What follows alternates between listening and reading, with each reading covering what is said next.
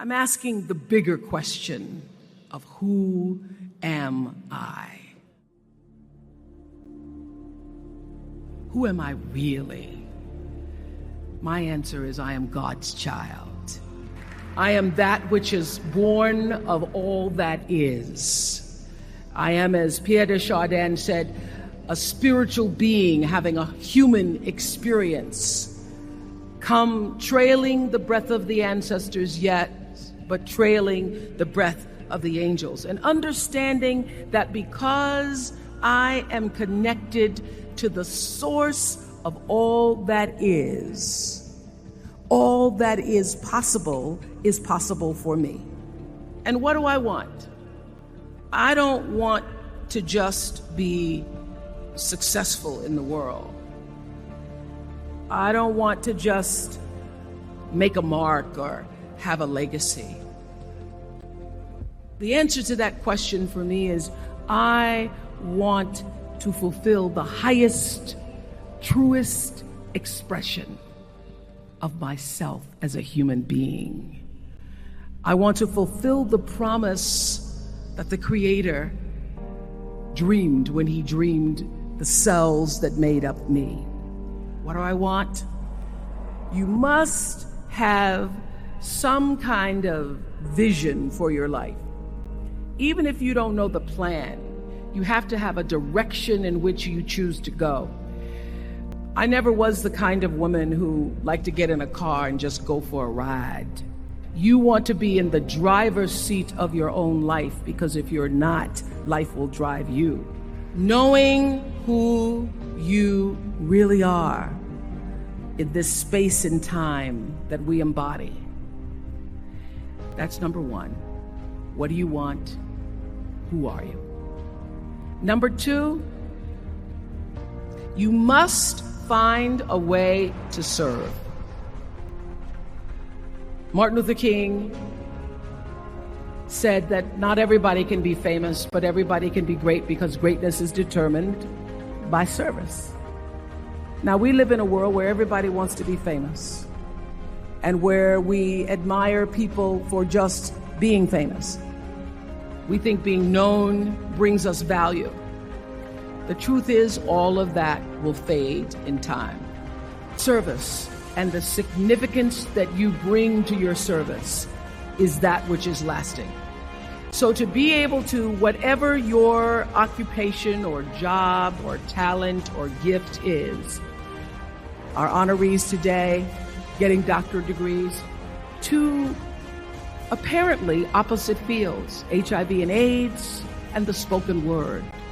But what they have in common is service, using the spoken word in service to community in the world, using your knowledge and information about HIV and AIDS and medicine in service to the world. And if you look at all the most successful people in the world, whether they know it or not, they have that paradigm of service. Service through medicine, service through art. Using whatever it is you produce, your product, as a way of giving back to the world. When you shift the paradigm of whatever it is you choose to do to service, and you bring significance to that, success will, I promise you, follow you. Be excellent. Let excellence be your brand. Everybody talks about building a brand. I never even knew what that was. When people say, you're a brand, I would say, no, I'm just Oprah. What I recognize now is that my choice to, in every way, in every example, in every experience, to do the right thing and the excellent thing is what has created the brand. Years ago, I did an ad for Revlon for an ad they were doing called Unforgettable Women. And what I know is that when you are excellent, you become unforgettable. People remember you. You stand out. Regardless of what it is, you become an unforgettable woman. And that is what we all want. We want to be unforgettable and not forgettable. So doing the right thing, even when nobody knows you're doing the right thing, will always bring the right thing to you. I promise you that. Why? Because the third law of motion is always at work. For every action, there's an equal and opposite reaction. That is so true in all of our lives. Everything you even try to do to me, already done to you. So you don't have to worry about revenge or getting back at somebody, making sure they pay. You just have to do the right thing, and the right thing will follow you even when people don't support it. I remember many times on my show. There are many shows y'all never saw. And the reason you didn't see them is because I got the last vote. The most important thing I have come to know in doing the right thing and making the right choices is understanding what we talked about yesterday. All of you leaving here have the potential for enormous success. There's a price that comes with that. People don't always like you, and they're not always happy for you. And if you surround yourself with people who are not accustomed to your success, they become fearful, they become scared, because you are reflecting back something to them that they don't recognize. People who want the best for you want you to be your best.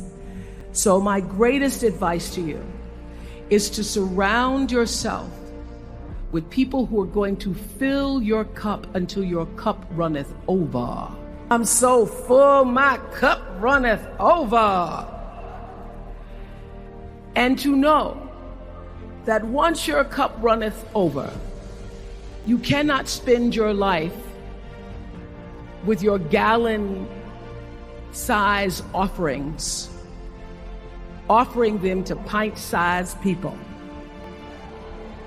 You have got to surround yourself with gallon-sized people who can hang in the same company with you, so that you're not offering your gallons to those little pints out there who can't hold it anyway.